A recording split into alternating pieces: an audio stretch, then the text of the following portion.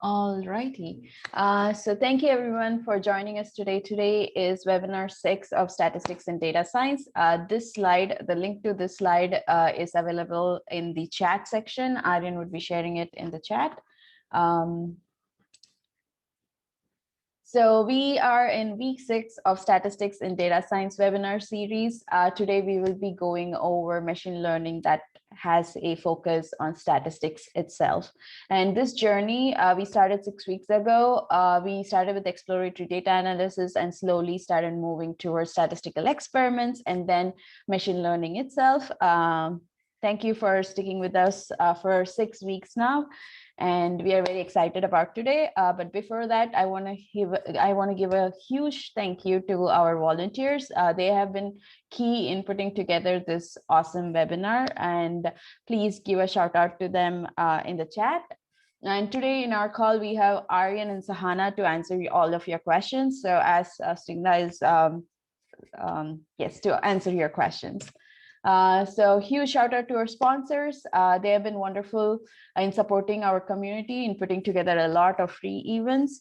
And if you're new or if you want to recap or missed any of our previous webinar in this series, here is the link to all our resources. So this slide contains for the first 2 weeks, and this slide contains for the last 3 webinar series that we have been, the webinars that we have been having. And if you're new and you're starting your data science career, I would highly recommend looking at our past series. We have 2 amazing series before this, which is Introduction in Machine Learning, which talks about all the basics that you need to know to get started in machine learning, and then Advanced Machine Learning series, where we talk about a lot of advanced concepts to deep dive into machine learning. So make sure to check out our past series as well. Link to those are given in the slides as well. For today, we have statistical machine learning. We have Snigdha with us today. She is our speaker, and she's also a student and a tech enthusiast who is skilled in Python, Java, and C language. And she's keen on learning data science and its application in various fields. She's actively working on various projects based on ML. And other than that, she's also a teacher. She teaches kids in a literacy center where she works for the betterment of underprivileged children. Snigdha, we are very happy to have you here. And today she is going to cover KNN, which is K nearest neighbors, and tree models like bagging, and then bagging, random forest, and boosting. So she has a very nicely put collab notebook for us. I'm excited about that. And before we begin, we, as usual, have the link to our collab notebook here. So you can just click on it and get started right away. Yeah, Snigdha, you can take it over from here. I'm going to stop sharing right now. Thank you. So, okay, I'll share my notebook.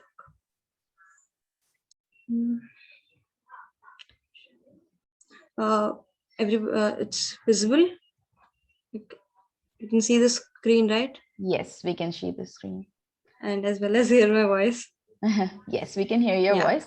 But Snigdha, give 1 more minute for everyone to just open the collab notebook. Yes. The link will be shared by Aryan. It is also present in the slides.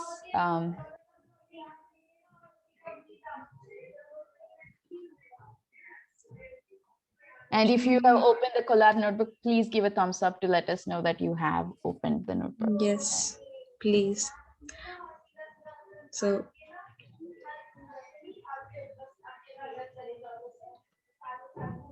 yep, looks like we are all set. Snigdha, you can take over. You're set? Yeah. So, hi everyone, my name is Snigdha Agarwal, and today we're gonna study statistical machine learning. We're gonna study about 4 basic supervised learning models. First one is KNN. The second one we're gonna study is tree models, in which we'll study basically about the simplest tree model, that is decision trees. Then we're gonna talk about ensemble methods, which is a bagging and random forest, and then boosting. So first, before studying any algorithm or any methods, first we'll define our data set, which is really important. So what I've done here is I have used a scikit-learn to generate a data set specifically for classification problems, as you can see. I've also used train test split in order to split my data. The way I've generated my data is I have taken the 10,000 samples with 10 features in it, and I have used train test split in order to split the data.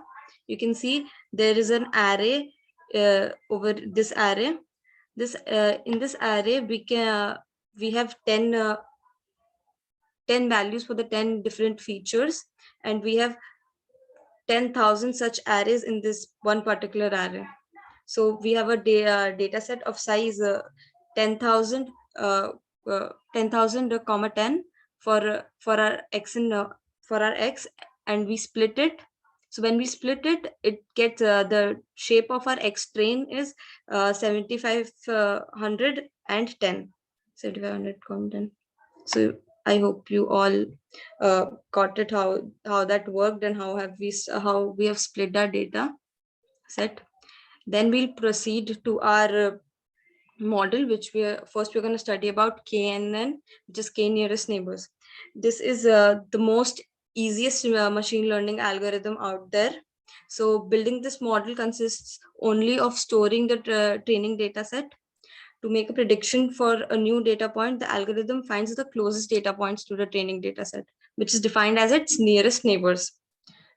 So we can use this algorithm in both regression as well as classification problems, but mostly we use it in classification problems.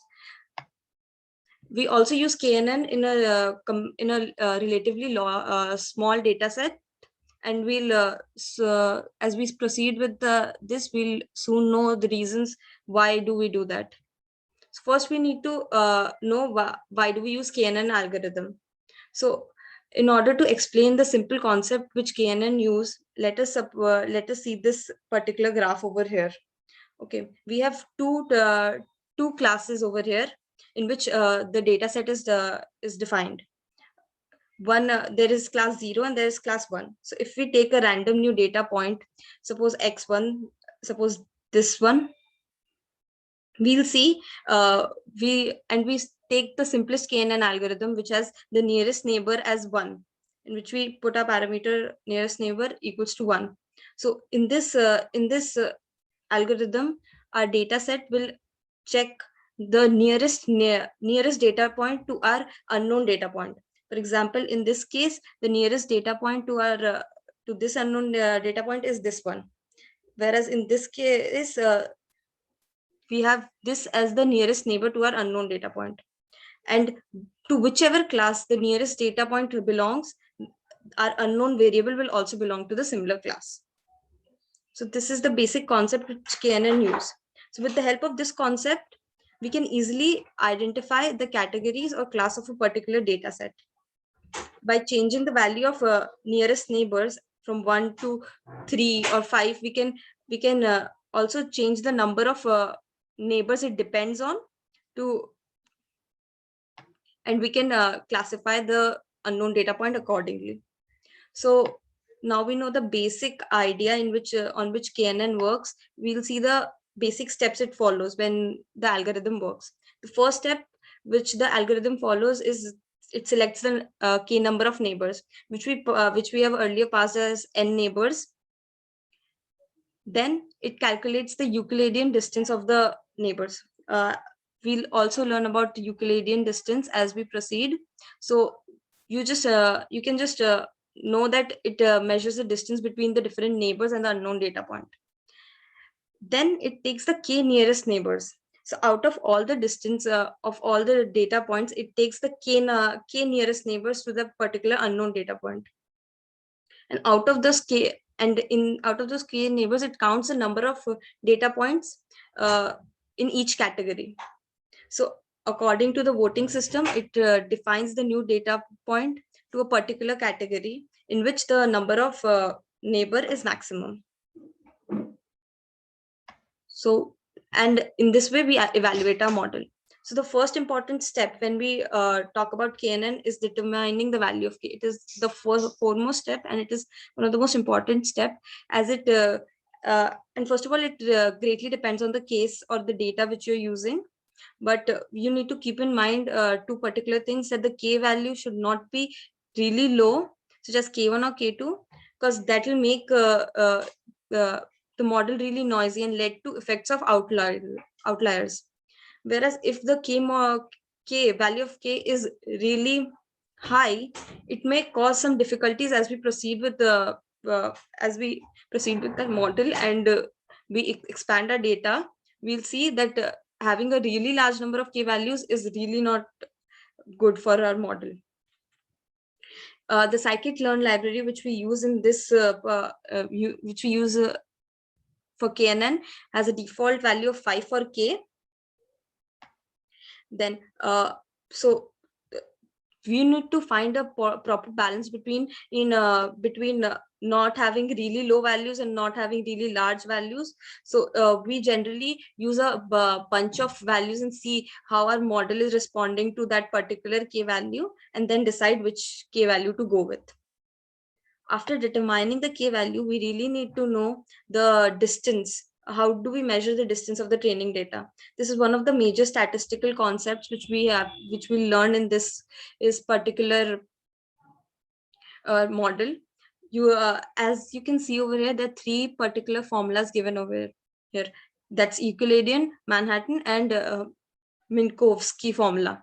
If you see that Minkowski formula can be used to generate both Euclidean, Manhattan formulas. If we put the value of P as 1, we'll get the Manhattan for distance formula, and if we put the value of P as 2, we'll get the Euclidean distance formula. So in scikit-learn, we have a default value of P equals to 2. That is, we use Euclidean distance for measuring the distance between data points. But we can also use Manhattan distance, where if we set the parameter P equals to 1. But in generally we use Euclidean distance formula, as it is it gives really accurate results, and it is a really easy formula to know. So what is the Euclidean distance formula? It's the basic formula which we have learned in geometry. There are 2 points, point A and B. You can see over here in a graph, and the coordinates of those points are x1, y1, and x2, y2. Then the formula of Euclidean distance between A and B would be x2 minus root over x2 minus x1 whole square plus y2 minus y1 whole square, which is the basic formula which we've learned in geometry. So this is how we measure the Euclidean distance between formulas, and this is how our the KNN model measures the distance between the unknown data point and different data points which we have already given in our training data set. So if now that we know what is Euclidean distance formula and how do we choose K neighbors, how does it define the working of the KNN classification? So over here you can look, there is a graph of K where we have used KNN classification with n neighbors as 5 over here, which means we are taking into consideration 5 nearest neighbors of the unknown data point. So what so suppose we are looking at test spread 0. So first we look at test spread 1.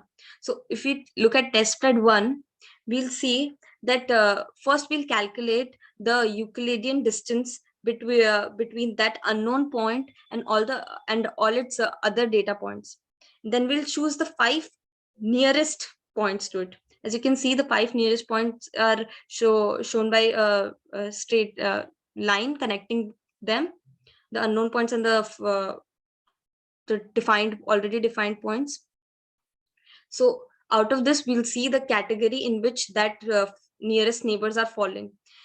In test spread 0, we can see that there are three neighbors which are falling in class 1, whereas 2 neighbors are falling in class 2. So we'll assign the value, classify the value of test spread 1 as a training as a class 1 variable, because according to the vote, it has 3:2 votes, so that so it is more it is highly likable to have a class 1. The unknown variable is highly likable to be class 1 variable. Similarly, in test spread 0, if we see all the 5 nearest neighbor belong to the same class, that is class 0. So we define that class to be class 0, that unknown point to be a class 0 variable. So in this way, we can take into consideration more and different KNN models and classify different points accordingly. We can also, so now after we know how do we classify using KNN classification and different values and of n neighbors, we need to know how do we classify, how do we improve our basic model. This is a really basic model in which we have defined the n nearest neighbors. So now we need to improve that. So in order to improve that, we need to scale the data. Okay. So a common problem we face when we use KNN in variables having different magnitude is that we need to scale the data. Why do we need to scale the data? Let us just look at this example and we'll understand it better. So in this, consider a data has an variable age, which tells about the age of a person in years, and income variable, which tells about the monthly income in rupees. So the age varies from 25 to 40, whereas the income varies from 50K to 110K. So if we consider ID1 as a particular point and ID2 as another point, the Euclidean distance between the both of them would be defined by this particular formula. You can see. So this particular formula can be used to define the Euclidean distance between them. But if we can, but if we note here that the high magnitude of income can affect the distance between the 2 points, this will impact the performance of our model and will give the income variable a certain bias, or it will give more preference to the income variable just because it has a higher magnitude. So we don't want our algorithm to be that affected by the magnitude of these variables. The algorithm should not be biased towards variables with higher magnitude. To overcome this problem, we can bring down all the variables to the same scale, so that we don't the model which we have is not biased towards variable having a higher magnitude. This is so how do we do that? We can do this by two simple methods. First is normalization. So in normalization, this is the particular formula for normalization. We calculate the mean and standard deviation of the variable. Then for each observation, we subtract the mean and then divide by the standard deviation of the variable. And in this way, we bring down the variables to a particular scale in which the model will not give bias to a particular feature just because will not be biased to a particular feature just because it has a higher magnitude. Similarly, you can also do this by min-max scaling. The formula for min-max scaling is this one. In this, we subtract x minimum from the original x and then divided by the x maximum minus x minimum. These are two simple formulas which you can use in order to scale our KNN model and make it much better. As we have talked about how to make our models much better and how to improve the basic model, we should also know the strength and weaknesses of our K-neighbors classifiers in order to help us improve our models. So first, as we have already learned, that there are two important parameters to K-neighbors classifier. First is the number of neighbors, that is the K or the N neighbors parameter. The second is the measure of distance between the data points. We've already learned about the Euclidean distance and how to measure Euclidean distance and the Manhattan distance, and how you can change them by changing the parameter P from 2 to 1 in order to change from Euclidean to Manhattan. So in practice, using a small number of neighbors like 3 or 5 often works well, but you should certainly adjust this parameter. By default, Euclidean distance is used, which works well in many settings. So now we'll talk about the strengths of the KNN. First of all, it's a really easy model and it is really easy to understand. Second, it gives a reasonable performance without a lot of adjustment. As we have learned, we need to just pre-process the data a little bit, and we need to set a proper neighbors parameter, and we could get a reasonable good performance with it. We can this is also a good baseline method to try before considering more advanced techniques. Now that we'll know KNN, we can try more advanced techniques like tree based models and using bagging, and then we can use the boosting methods, and it will be much easier for us. Then but it has a few strengths, but it also has a few cons to it. First of which is it is building the k-nearest model is usually very fast, but when your training set is really high, that is the number of features or the number of samples prediction can be really slow. So when the number of features are really high, you need to pre-process a lot of data, and then if the number of samples are really high, then it needs to calculate the Euclidean distance for the whole sample before selecting the nearest neighbors. This can take a lot of computation time and make the model really slow. So we don't prefer KNN models when we are working on large data sets. The another con is when we use KNN model, it is important to pre-process your data. This approach often does not perform well on data sets with many features. Hundreds of some data set contains hundreds or more features, and it does particularly bad with data sets where most features are zero most of the time. There are also sparse data sets where most features are zero, and in these kinds of data sets, the KNN model really struggles and cannot perform really well. So the k-nearest model is really easy to understand, but when we work with large data sets or data sets which are really different, for example the sparse data sets, the working of KNN model drastically decreases, and prediction time is really high. So we don't usually use it with those kinds of data set. This is a simple implementation of our KNN classifier, which you have learned. I'm importing the KNN classifier from sklearn.neighbors, and then I'm also using metrics. Basically, I'm using accuracy score to get the accuracy of our k nearest neighbor classifier. I'm over here setting a value of n neighbors to be 5, and then I'm fitting the data in a X train and Y train, and I'm using the predict method to get the predictions for the X test. And when we run the accuracy, we see that the accuracy for that particular data set is 85% or 86%, which is a fairly good good accuracy for a k nearest neighbors algorithm. You can also check the evaluation of the model by using these few methods, which is basically, you can use this method predict proba, which will return the probability estimates for the X test data sets. In this way, you can easily check where your model is lagging and where you need to improve it.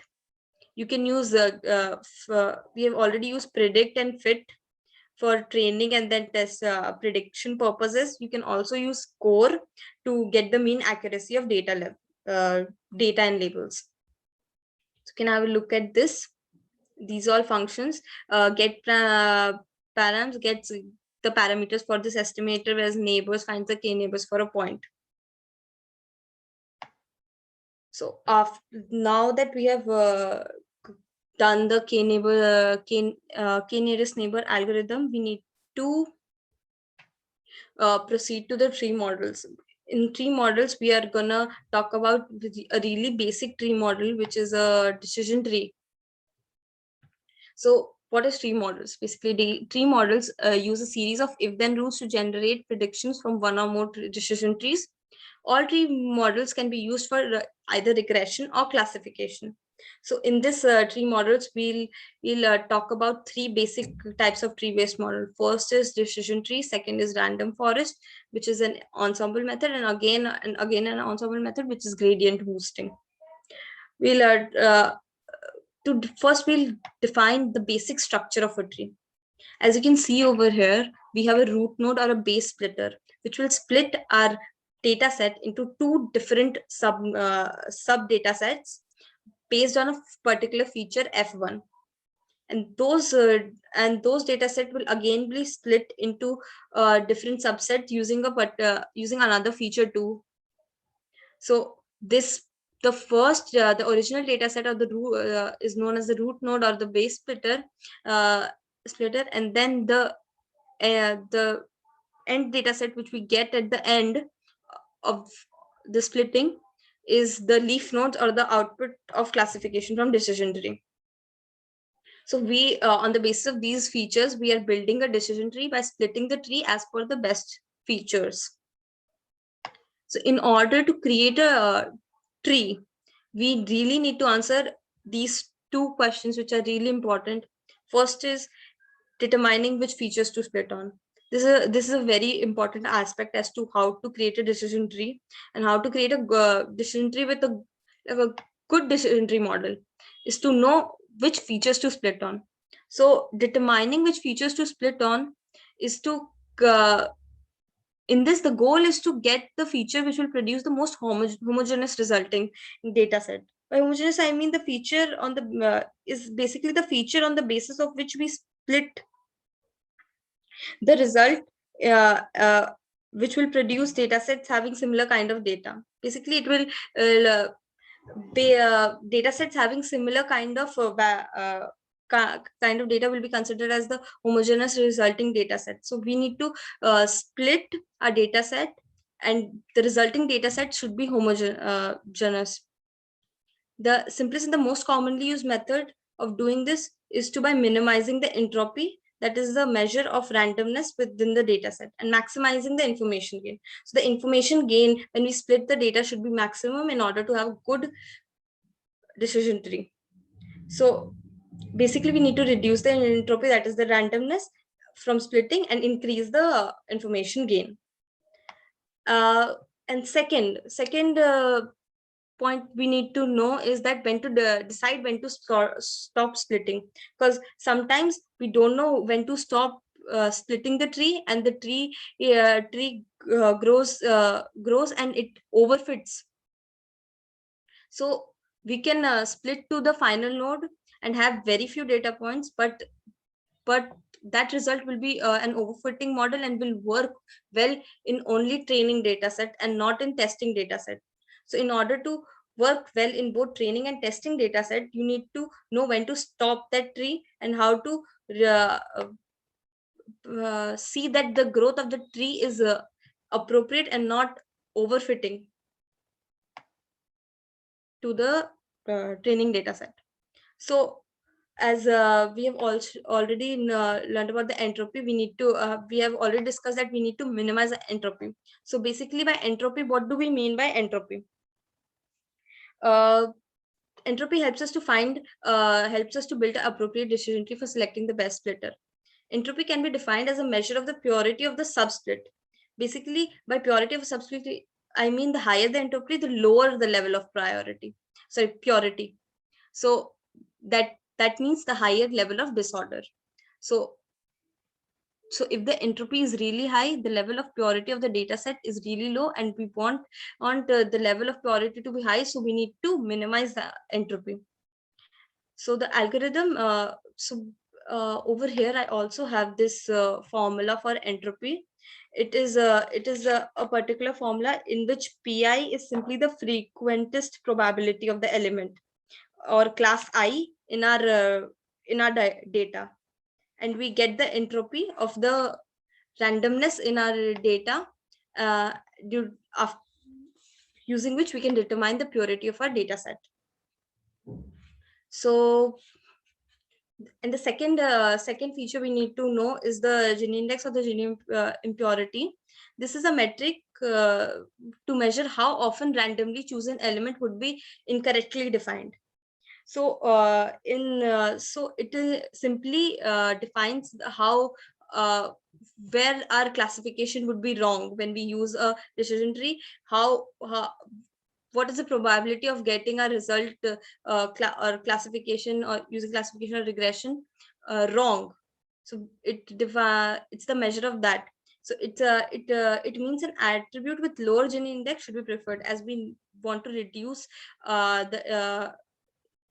the number of wrong classification. We need to lower our Gini index.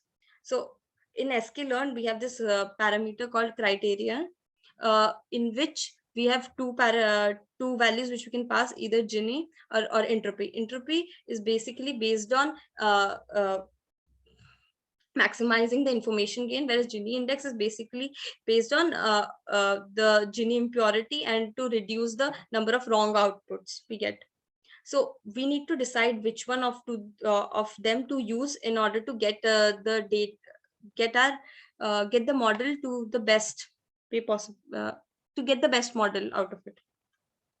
So here we'll learn about the entropy versus Gini impurity to know which of them is better. So now that we have learned about Gini impurity and entropy, but the major question arises here is to why do we need to have both the methods for computation, and which is better?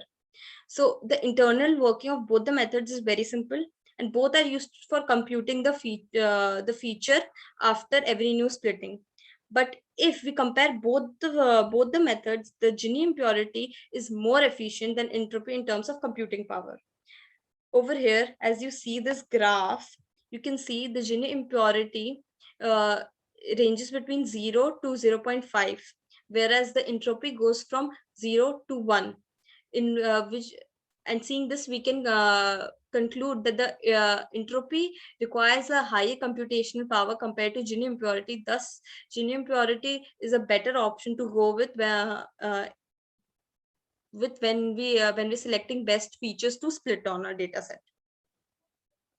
So this is the formula of Gini impurity. It's 1 minus the probability, like the probability of that frequentiest probability of the element or class in our data set. Basically, it defines that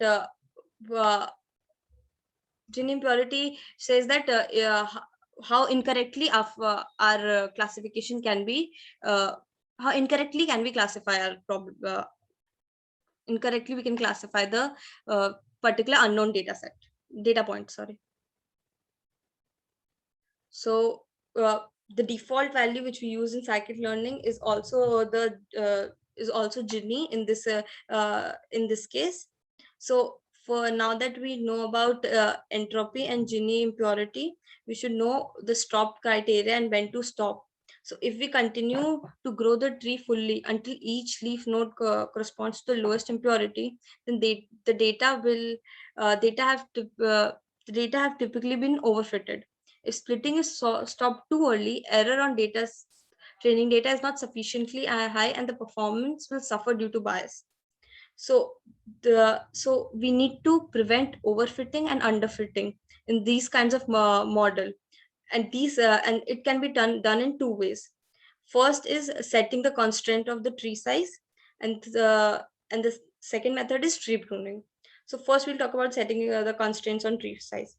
Setting the constraints on tree size is basically providing minimum number of samples for node SIP, deploying the minimum number of samples for a terminal node, or allowing a certain maximum depth of the tree, or setting the maximum number of terminal nodes or features to be split on. So basically, we define define certain numbers for certain thresholds for certain parameters, so that the tree doesn't outgrow itself or have its natural growth, so that so that we don't get an overfitting model, and we can get a model which will work good in that testing data set also. The second method is tree pruning. Basically, tree pruning is a technique in machine learning that reduces the size of decision trees by removing sections of trees. It reduces the complexity of the final classifier and hence improves predictive accuracy by reduction and overfitting. So pruning in simple language is reducing the size of tree without overfitting or underfitting it. So this can be done in two ways. So first is pre-pruning. Pre-pruning is in which we stop the current node if it does not improve the entropy by at least some preset threshold values. So in pre-pruning, we set some threshold values for our for as to when to stop splitting the current node, when to stop partitioning, or where how, and we need to when to stop the growth of the tree and reduces depth, so that the tree doesn't have its full potential growth. So we have stopped splitting. We stop splitting the current node if it does not improve the entropy. So it does not improve the entropy by at least some preset threshold value. And stop partition. We also stop partitioning if the number of data points are less than some preset threshold value, and restricting the depth of the tree according to the threshold values. Whereas in post pruning, we allow the tree to grow its full potential, and then pruning the tree at each level after calculating the cross validation accuracy at each level. So in simple language, we can say that pre pruning we put constraints by setting threshold value to the growth of tree, whereas in post pruning we allow it to grow full potential and then reduce the size on every stage by checking the and cross validating the effectiveness and accuracy of the split. Okay, so here we stop that we have a pretty constrained growth of tree. In post pruning we have a natural growth, and we reduce it stage by stage by cross validating the accuracy at each level. So this is a simple model for our decision tree classifier. Over here, I have a decision tree classifier which we have imported from sklearn.tree. We also have a matrix accuracy score. So in this, we create a decision tree classifier object, and then we train it using xtrain and ytrain. And then we predict the response for our test data sets using dot predict method. After which we print the accuracy of our model by comparing it with the y-test, by comparing y-test and y-pred. So we see the accuracy of this model is 87.32, which is a good decision tree, which is a good accuracy considering it's a simple decision tree classifier, and we can and it means that it hasn't overfitted, and it fitted, and it is not underfitting as well. So it is a pretty good decision tree model at that. So this is a decision tree model for classifying. We also use decision tree for regression problems. So the working in that case is a little different. So in this kind of decision tree, we'll fit each independent variable individually one by one to identify which of them predicts the target variable most accurately. So while training an independent variable against the target variable in decision tree, unlike in regression, linear regression, we don't derive the slope value, we derive the split value, which predicts the target variable.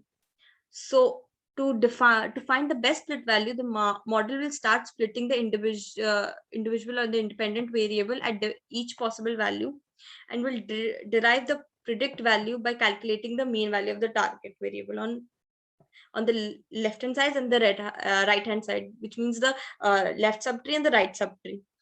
Then it will calculate the mean average square value, or MSE value, and comparing that, we get and compare it with the actual value. The split value at which we are getting the lowest mean square error will be selected as the optimal one. So in this way, we proceed. We check the split value of split value. In order to check the split value, we start splitting using each independent variable possible, and we check the mean average value. If we split on a particular variable, what is the mean average mean square error for that? If you split on another variable, what is the mean square error for that? And then we compare it with the actual value. So whichever has the lowest, we'll split on the basis of that particular feature, and then we'll get two subnodes. And then the same procedure follows, and we'll split on some other variable until and unless we get a particular data set, particular tree model. We can also have restriction in this model as well by providing a max step parameter or max leaf node parameter or minimum sample leaf parameter, and we can restrict its growth as well. So this is how we define the regression and using tree or decision trees. Yeah. So before starting ensemble methods, we have already completed two kinds of models. So we'll take a 5-minute break, and if any one of you has any questions, you can ask. Yes, thank you, Snigdha, for the wonderful presentation. We will take a 2-minute break here where we will just try answering questions that we have. So there is this one question which says, so we only choose Gini impurity over entropy because it's processor efficiency, but how else are they comparable? And when would we choose entropy? Would you like to answer that question, Snigdha, or do you want me to take it? Because I do have the answer. You can take it if you have the answer. Actually, I'm figuring out a little okay, so problem over here. Okay, so let me answer that question. So usually you use Gini impurity because yes, the processing efficiency is low. Sorry, the processor is efficient and the time taken is lower than entropy. But what happens is while Gini impurity is used for minimizing misclassification, entropy is used for bigger problems. So like for deep learning or when your probability distribution is exponential, at that time, entropy performs better than Gini impurity, and that's where we will switch. So for simpler problems, we generally stick with Gini impurity, and whenever we have a deep learning or a bigger problem with a bigger data set, then we will go for entropy because the compromise on processing speed is worth it. I hope that answers your question, Kopiga. And there is one more question which I found is interesting, is about other distance metrics. So there's a person who asked about supremum distance. So there, apart from these three distances that Snigdha talked about, Euclidean, Minkowski, and Manhattan, there are a lot of other distances that are being used in a lot of machine learning models. But these three are the basics, and basically Euclidean distance gives the mostly it gives the right output. Yes. So it performs well. The model performs well with Euclidean distance. So people generally, like if you're a beginner, I would definitely suggest just sticking to Euclidean distance. And going to the other distance metrics, it depends on your domain, what you're measuring, the problem statement itself, and a lot of other factors. So as you advance, you would definitely understand which distance metric to use when. If anyone has any more points to add to that, please do. Maybe a quick point on the Euclidean and the Manhattan debate. Okay. So Manhattan distance is Manhattan distance, which is L1 norm, is preferred when you have like a lot of dimensions in your data, and you want to sort of like kind of get rid of the redundant features. Right, I agree. The other question that was asked was in standardizing your data. So why do you use standard scalar and when do you use normalizer? And for that question, usually standard scalar is used in classification more than regression, and you use normalizer when you're using regression problems. So it depends again on the data you have and the problem you're trying to solve. If it's a regression or classification, that you will choose your standard scalar versus normalizer. So that's one more question I had on KNN. And the last question I want to answer is on elbow method, which is how you choose K. So there was a question on how do you optimize your K in K nearest neighbors.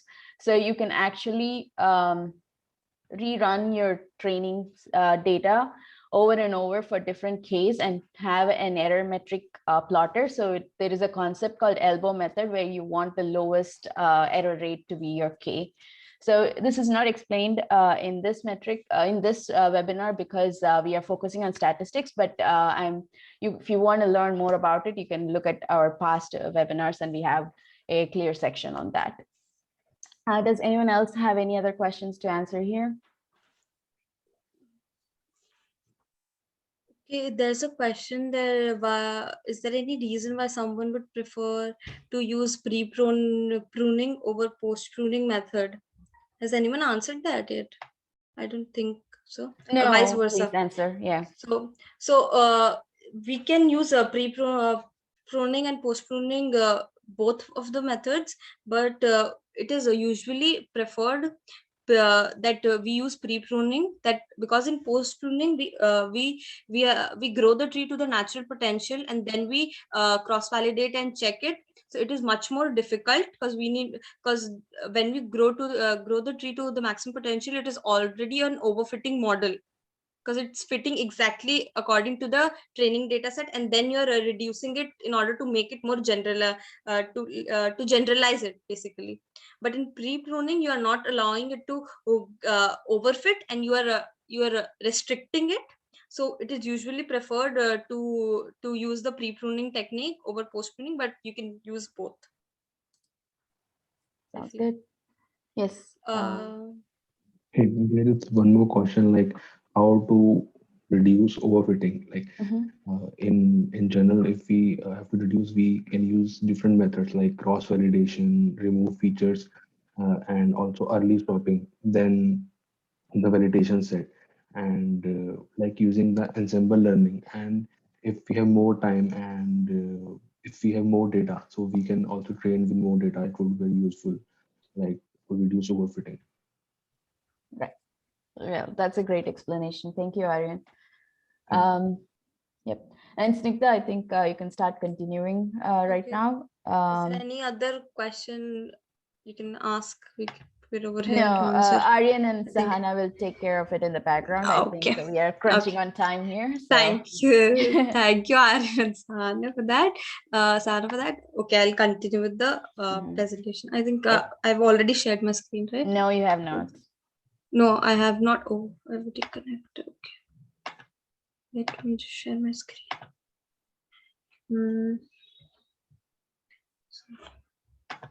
It's now it's okay. Yes, we can see the screen. Yeah. Thank you. Yeah, so now we'll talk about the ensemble methods. We already know about decision trees and the basic tree model. So now we'll talk about ensemble methods. Basically, in these methods, we combine several decision trees to produce better predictive performance than utilizing a single decision tree. So the main principle behind these method is that a group of weak learners come together to form a strong learner. So a model cannot perform well on a particular data set, but if we combine two models together or three models together, it can perform.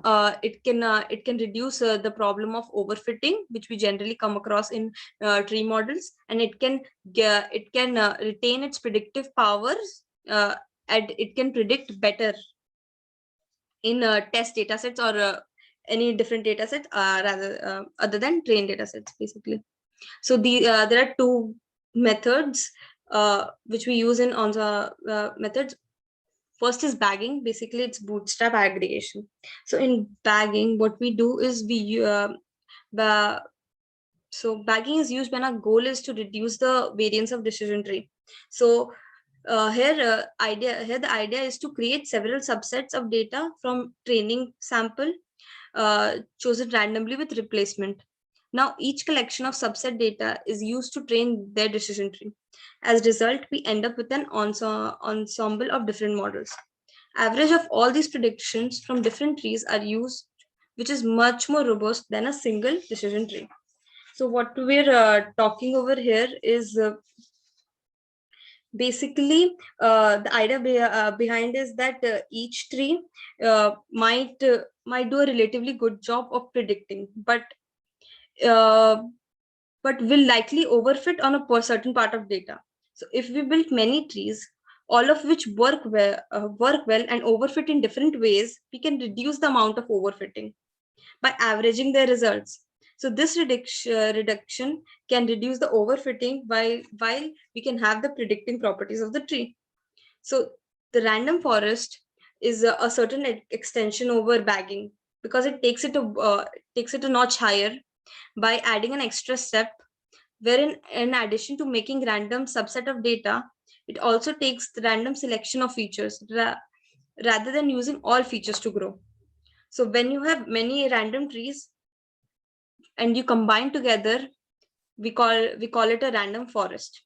Random forest works as a meta estimators, as it takes the estimation of different trees, you can see over here in this picture, and it averages it to and predicts the value. So it's a meta estimator that fits a number of decision tree classifier on various subsamples of data sets and uses averaging to improve the predictive accuracy and control overfitting. You can see it, this is the X data set. We are splitting based on different features and using different trees, and we're taking the prediction of each tree, and we are averaging that decision, and we're predicting the final class.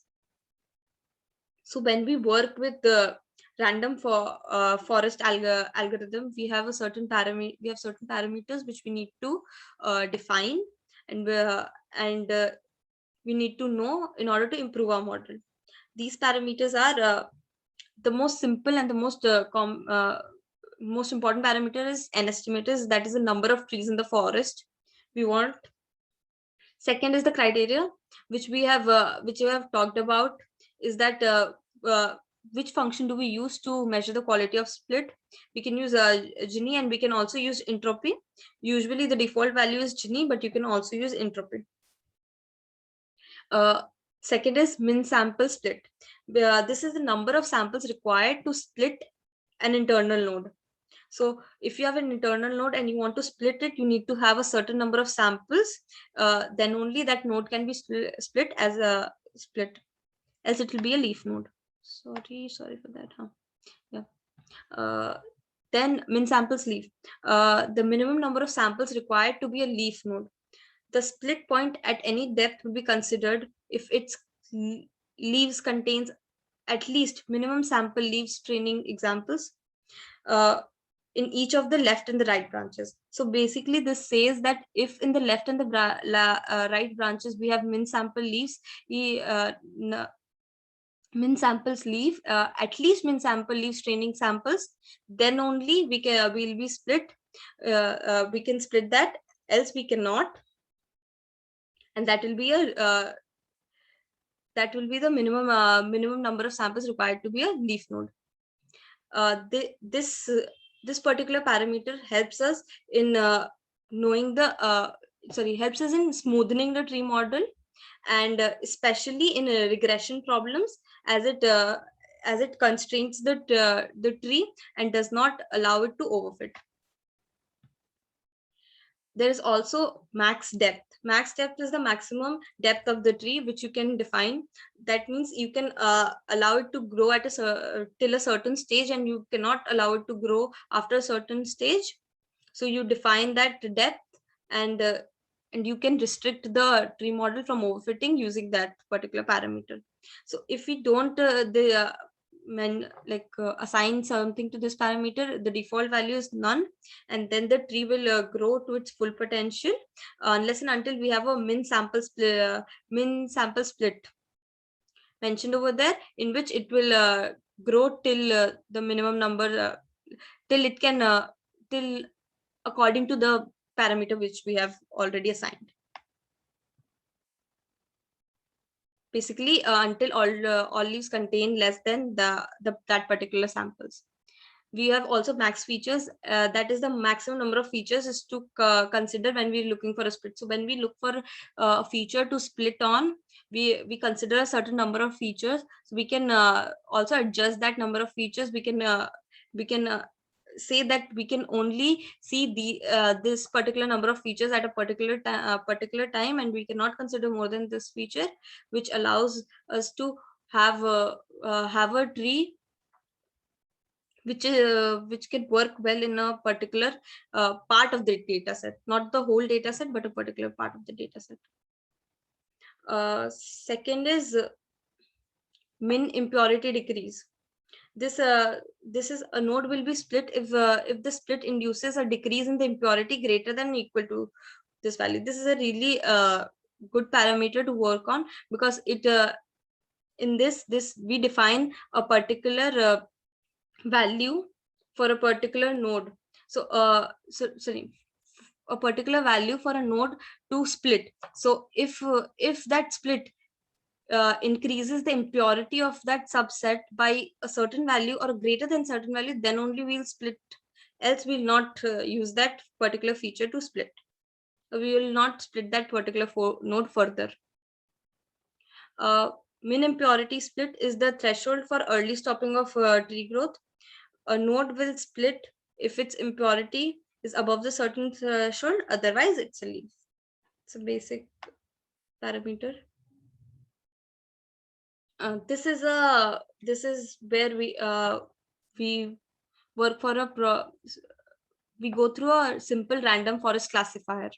So in this we are having n estimators as 1,000. So now we know that the n estimators equals to the number of trees in the forest. So we have 1,000 as our n estimator, and then we fit that particular data set, fit that model to a particular data set, that is the training data set, and we test the accuracy. Now look at this accuracy. In the other models I've only shown the accuracy for the test data set, but but in this model I'm also showing the accuracy for the trained data set, because as you can see, the trained data set, the accuracy is perfect. We have 100% accuracy, whereas in the test data set we have a 90% accuracy, which is fairly good in this this state, because even though it has the perfect accuracy in training data set, it is not overfitting when given a new data set with having a completely different variable, and is performing not that well, but well in a different data set. Sometimes we work with a certain data set where we have training accuracy is 100%, whereas when we give it a new data set, that is a testing data set, we see the accuracy drastically drops. In this case, we need to understand that our that the model we are building is overfitting, and we need to assign certain parameters to it in order to improve the accuracy in the test data set, basically. So in order to do that, you need to check where the problem is. So if your particular model is overfitting, you need to know where the problem is and how can you overcome that problem. So one of the major things you need to know when we talk about decision like back decision trees is the variable importance. So variable importance, in simple language, instead of looking at the whole tree, which can be taxing, there are some useful properties that we can derive. So we can derive and summarize the working of the tree. The most common is the feature importance. This is basically a number between 1 to 0. 0 basically means that it does not help in predicting the value, and it is not useful at all, that particular feature. But if the value is 1, that means it predicts the value perfectly, and it's a perfect feature for prediction. So if you see all the feature, the sum of all features over here, I have used this feature importance method over here to find the feature importance of each feature in the model. I've used the model object, and I've used this method to find the importance and stored it in this variable.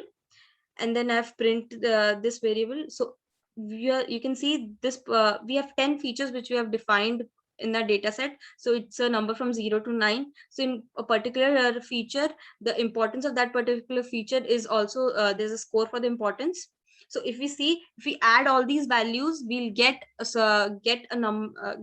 number 1. So the sum is equal to 1 basically. So so this defines that these all features combined together predicts the model perfectly.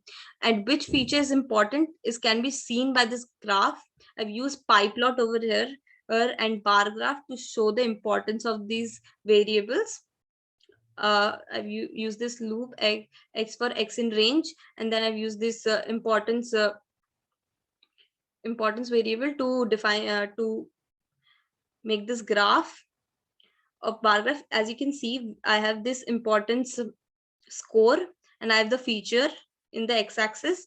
So you can see the 7th feature has a really good impact compared to all of the features, and is one of the most important feature, after which feature 8, 6 and 2 are the important features for this particular data set. So when we talk about feature importance, what do we mean? So as a back decision tree are constructed, we can calculate how much the error function drops for a variable at each split point. These drops in error can be averaged across all decision tree and put to provide an estimate of importance of each input variable. The greater the drop when the variable was chosen, the greater the importance. The output can help identify subsets of input variables that may be the most or the least relevant to the problem, and suggest that at possible feature selection experiment.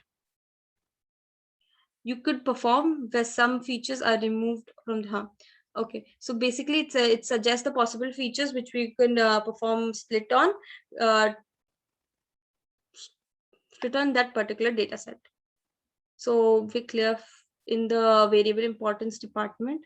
And after you know which variable is important and how do we proceed with it, we can also talk about the hyperparameters which we're going to use. So apart from feature importance, we can also set or tweak the hyperparameters of our model in order to improve our existing model. So there are several hyperparameters. I'll name a few of them. There is number of trees in the forest, the number of features to consider at a given split, the complexity of each tree, the sampling scheme, and the splitting rule to use during each tree construction. But out of these few, the two which has the largest impact is the number of trees in the forest and the number of features to consider at a given split. These two parameters can usually or drastically improve the accuracy of our model, whereas the complexity of each tree and sampling scheme can have a marginal impact, whereas splitting rule is doesn't have much impact. It is primarily used to increase the computational efficiency. So by with this we complete our random forest, and this is the basic picture I want you to see. This is how a random forest, a simple random forest looks like and works. So after that random forest, we are going to talk about boosting. So boosting. Snigdha, Yes. can you just slow down a little? That's it. Okay. Sure, Yeah. sure. Thanks. Okay, Sure. I'll slow down. Okay. So boosting. Everyone's ready right now, no? Okay. I'll start with boosting then. Okay. So basically, gradient boosting is a method that goes through cycles to iteratively add models into an ensemble. So in random forest, what we do is we collect different models and we get an average of all the data, and then we predict the output. But in boosting, we have a we work in a serial manner. Gradient boosting works by building trees in a serial manner where one corrects the mistake of the other. Basically, in simple language, we use a tree in a serial manner, and the process which we follow is this particular one. You can see in this picture. So it begins by initializing the ensemble with a single model whose prediction can be pretty nice. So after that, we start the cycle. So first we use the current ensemble to generate prediction for each observation in the data set. To make a prediction, we add the prediction from all models in an ensemble. These predictions are used to calculate the loss function. So basically, we have a naive model over here which makes its prediction. We calculate the loss using the mean squared error. Generally, we use the mean squared error to calculate the loss in that particular area. So particular model. So we calculate the loss. Then we use that loss function to fit a new model that will be added to the ensemble. Specifically, we determine model parameters so that adding this new model to the ensemble will reduce the loss.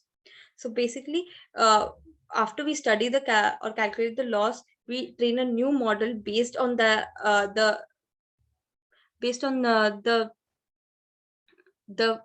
features that the other model lacks. So in order to rectify it, we train a new model which we eventually add to our ensemble.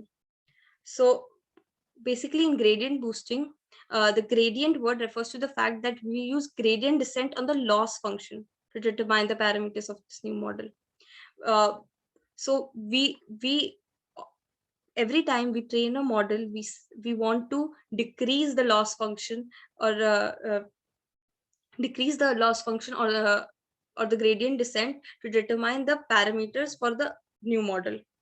So basically, if the first model we work through has a certain loss function and it doesn't perform well on a certain part of data, the new model will focus on that particular part of the data set and will perform good on that particular section in order to improve the mistake done by its previous model. In this way, we make this model serial wise, step by step. So one of the most important models in boosting is the XGBoost. So XGBoost stands for Extreme Gradient Boosting. It is an implementation of gradient boosting, but with several additional features focused on performance and speed. So XGBoosting is similar to gradient boosting, but it's a little extreme variant because it has different parameters and different features which help us improve the model even further. So we use the XGBoost and we import the XGB classifier using the from the XGBoost, and we call the XGBoost classifier and train our model. So when after training our model, we also calculate the mean absolute error on our model and the accuracy of model. Basically, if you notice that the mean absolute error is basically 1 minus the accuracy. So here we see the accuracy of our model is 91.6%. That means the XGBoost classifier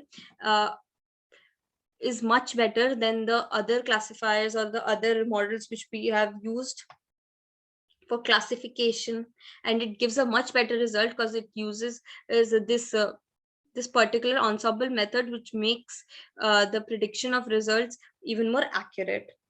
So we already know that the XGBoost XGBoost model has a lot of different additional parameters which we can tweak to make our model even better. So we'll go through some of those parameters. First and the most important is the N estimators. N estimators is basically it specifies how many times you go through the modeling cycle described above. So if we go through this modeling cycle, so this is the modeling cycle which adds an additional model to our ensemble. So the N So this parameter n estimator specifies how many times do we go through that particular cycle, and it is equal to the number of models that we include in our ensemble. So in this, too low of a value can be underfitting, whereas too high can be overfitting.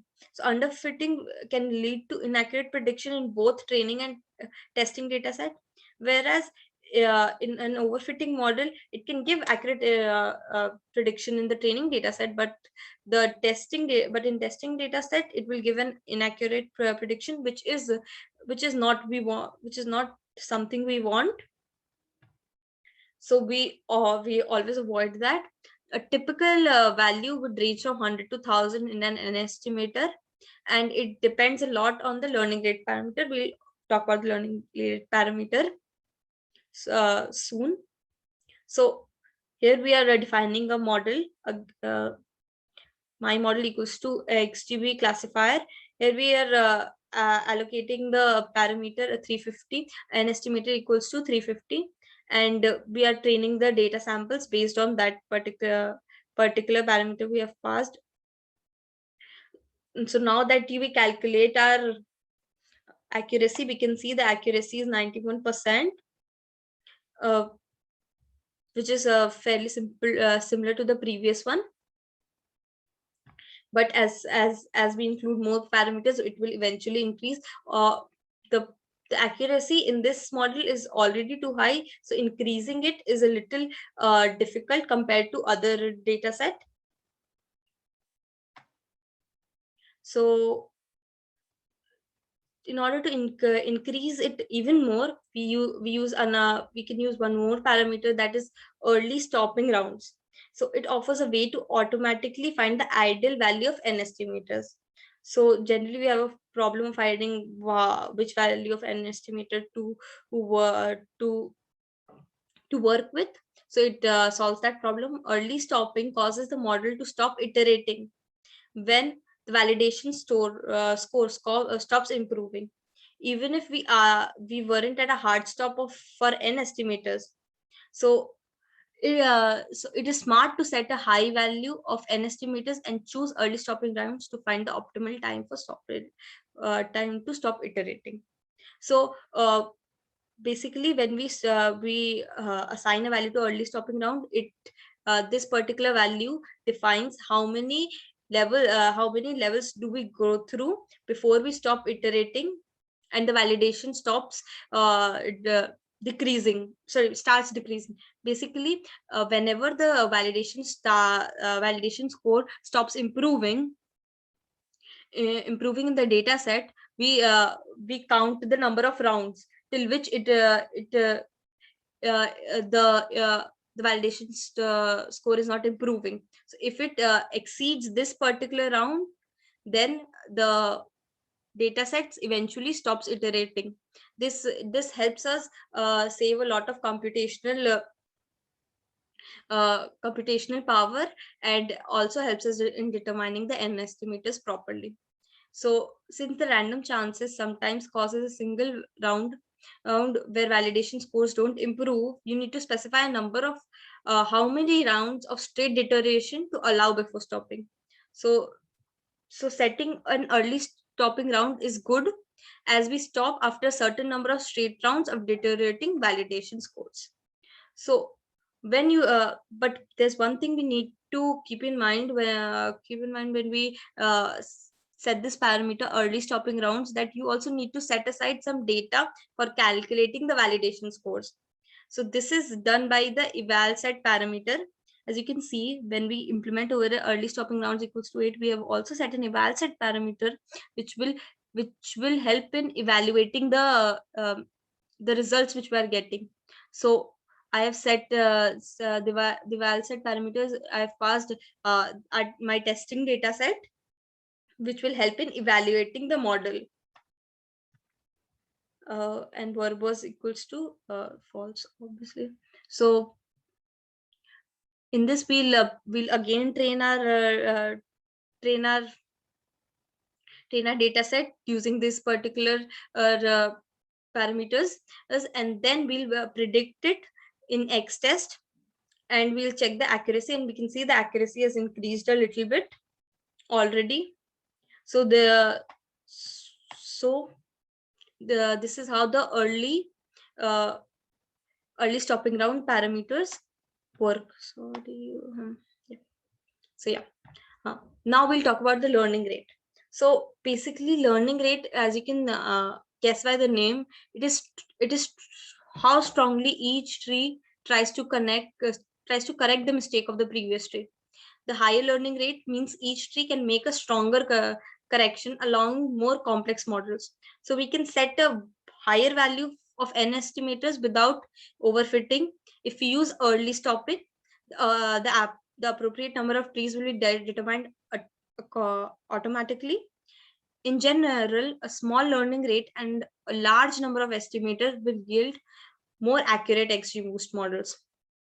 So basically, in this model, the model will take a long time to train, but it will go through more number of iteration cycle, due to which it will have a better accuracy. So if you can see, there's n estimators 350, and the learning rate is default learning rate of is 0.1. It is fairly close to 0.1, 0.099. So we are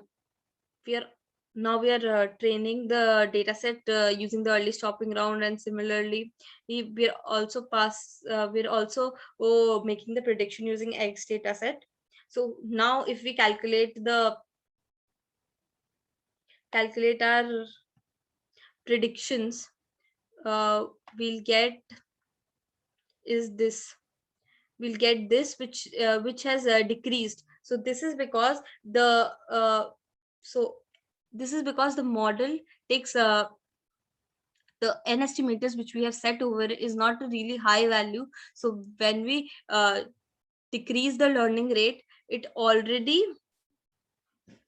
doesn't affect the model as much. But if we had a greater number of n estimator, the decreasing the learning rate will eventually improve the accuracy of the model.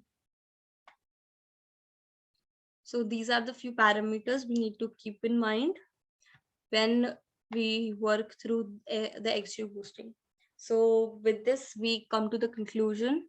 So today we learned 4 types of supervised learning algorithm and statistical concepts related to them, like entropy, Gini index, and distance measures.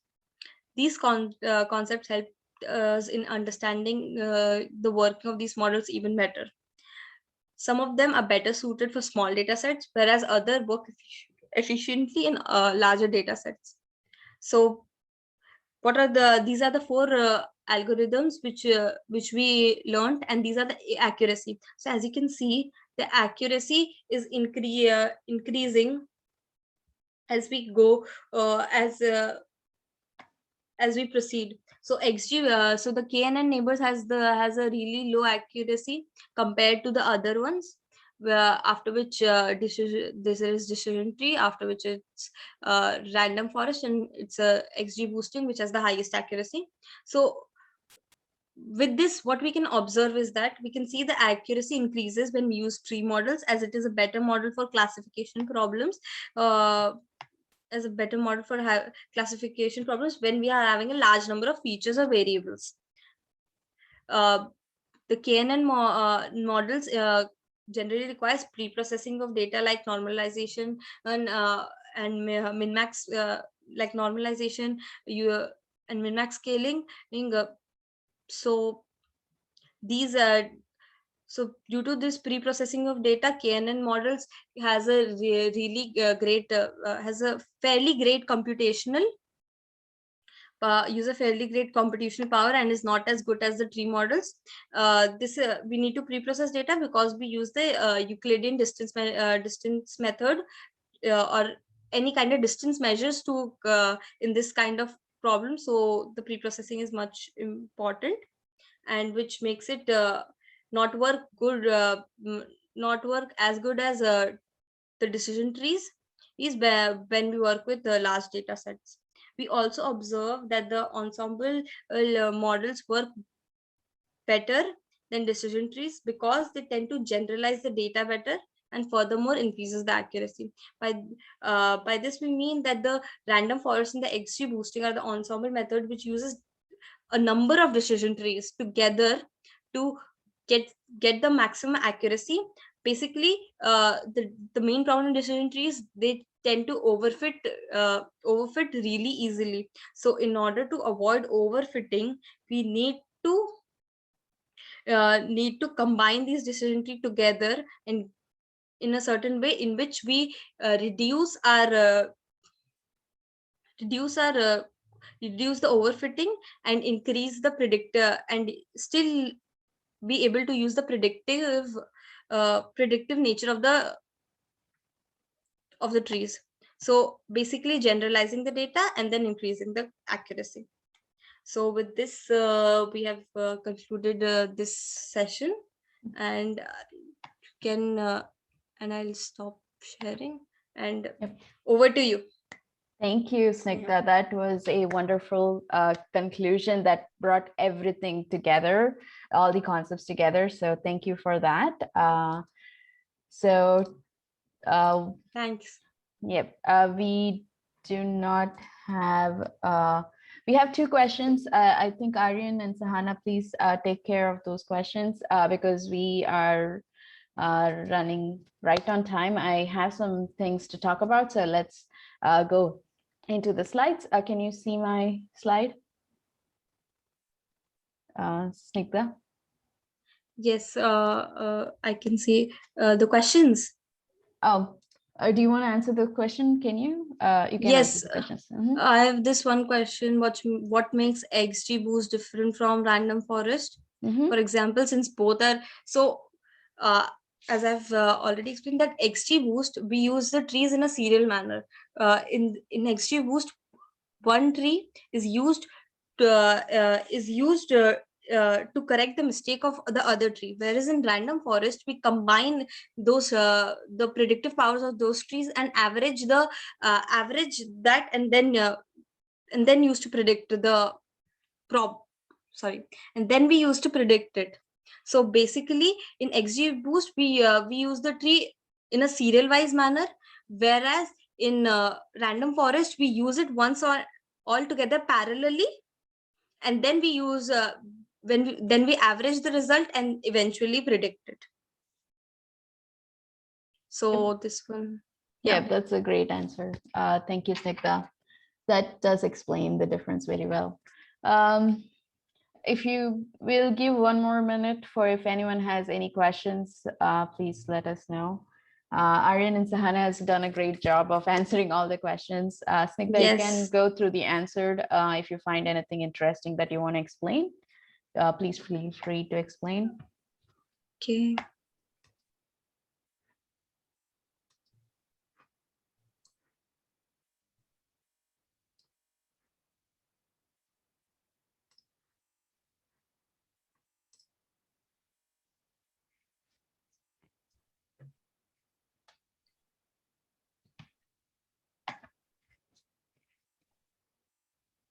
Yeah.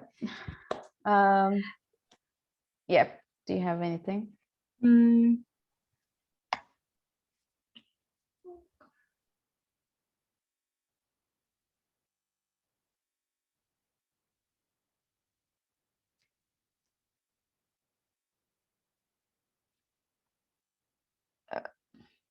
Okay, Snigdha, I guess because everyone's questions is answered, we'll just move on to the next one. Like Aryan and Sahana has like answered all of the questions really well. Yes.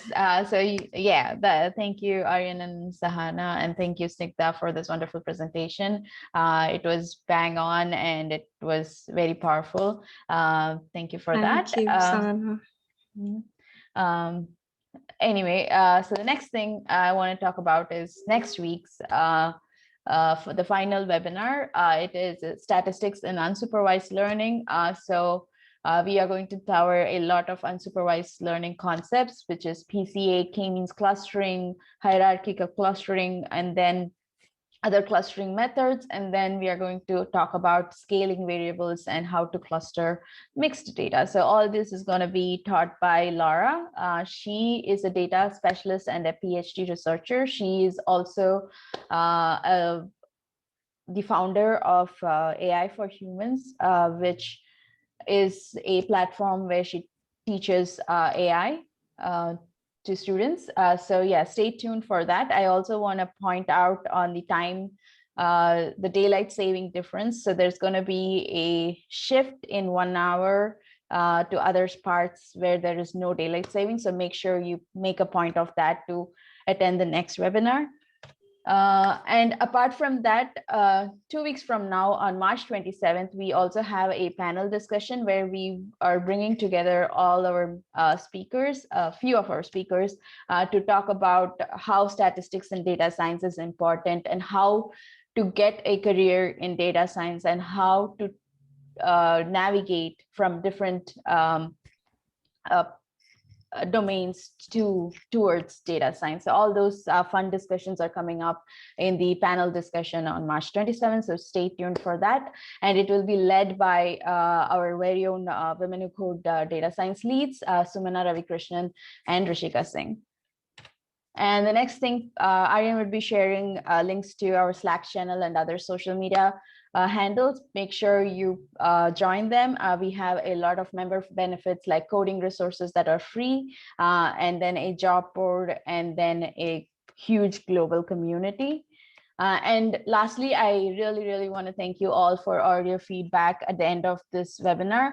The series, we have a small survey, so make sure you answer those questions. And we also want to encourage you to discuss these topics that we just discussed in Slack. Make sure to use the platform to ask any questions you might have, and our volunteers and speakers will be more than happy to answer those questions. And also join us in LinkedIn as well. We would love to connect with you all in more than one platform. And thank you for all your time. And I hope you have a wonderful weekend and see you all next week. Thank you all.